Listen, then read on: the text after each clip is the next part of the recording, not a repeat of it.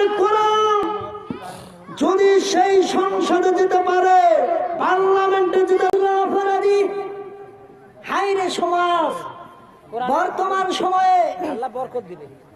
একজন গায়ক গায়িকা নায়ক নায়িকা এদের যা মূল্য সমাজে আছে আলেমদের সেই মূল্য সমাজে এখন না। কিছুদিন আগে এই রাজারহাট কুড়িগ্রামে অপু বিশ্বাস ড্যান্স করে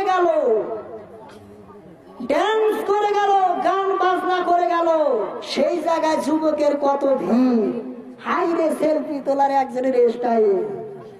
সম্মানিত বেড়া এ ওর উপরে উঠছে, ওর পাঁচাতে ধরে ছবি উঠে দিছে, কিন্তু সমাজের ভেতরে একজন আলেমের সেই মূল্যটা না। একজন ইমাম, একজন মুয়াজ্জিন, এদের সেই সম্মানটা যেটা পাওয়ার কথা সেটা সমাজে না আছে নাই। সম্মানিত ভাইরা আমার, সমাজের ভিতরে একজন ইমাম, একজন মুয়াজ্জিন, একজন আলেমের যে সম্মানটা পাওয়ার কথা ছিল বর্তমান সময় এখন সেটা নাই। আমি মুয়াজ্জিন, বিশেষ করে মুয়াজ্জিনের বিষয়টা আমি বেশি বলবো।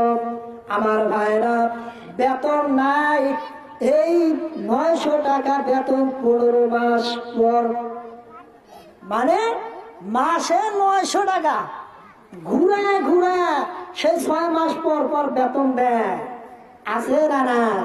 হাই রে মুসল্লি। সম্মানিত ভাইরা, ইসলামের প্রথম মুয়াজ্জিন ছিলেন হযরত বেলাল।